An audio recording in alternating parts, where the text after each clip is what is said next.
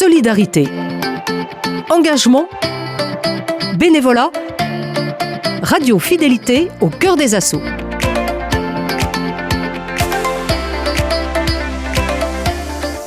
Pour ce dernier épisode, nous retrouvons l'association Volia. Cette jeune organisation nantaise franco-ukrainienne aide les déplacés ukrainiens et sensibilise le public à la situation en Ukraine.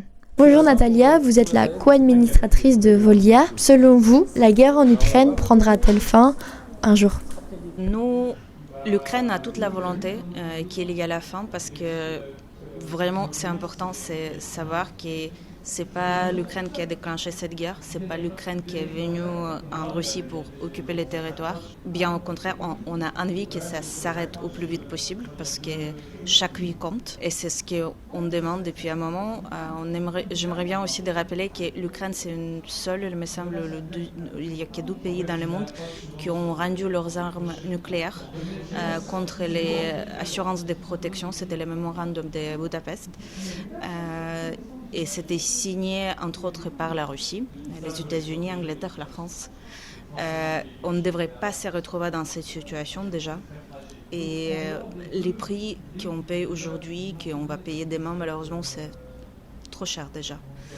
Donc l'Ukraine, elle a toute volonté, mais elle a besoin comme les Ukrainiens, on a besoin d'être rassurés, on a besoin de garanties de sécurité, pas les accords de Minsk. Les accords de Minsk 2, ça ne peut pas arriver parce que c'était juste Poutine a pris 7 ans pour se regrouper et préparer une invasion à grande échelle pendant quelques années, s'entraîner, se regrouper, préparer ça.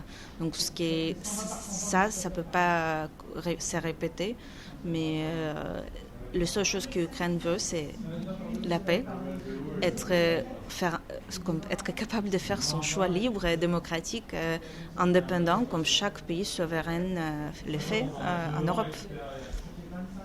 Et par exemple, si les auditeurs qui vont nous écouter pour l'émission Au cœur des assauts, qu'est-ce qu'ils peuvent faire, eux, pour vous aider ? Déjà, pensez à nous, venez nous voir. On est au Ripaillon chaque samedi de 15h à 17h. Vous pouvez aussi faire les dons. On fait toujours les collectes. Justement, à ce moment, il y a préparation d'un convoi. On est à 23 palettes de notre association, plus des palettes, c'est quasiment complet. C'est quoi comme don ?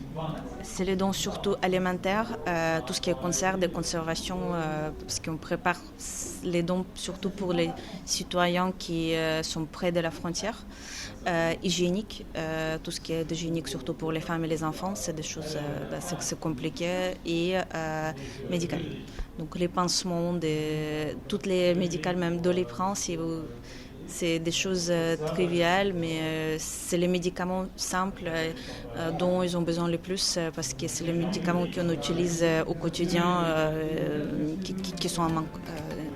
Voilà. Merci beaucoup Natalia. Merci beaucoup. Cette semaine, vous avez découvert l'association Volia.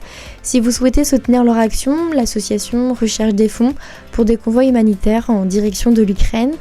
Dès lundi, nous, on se retrouve en présence de Marrainez-vous, une association qui lutte contre l'isolement des mères.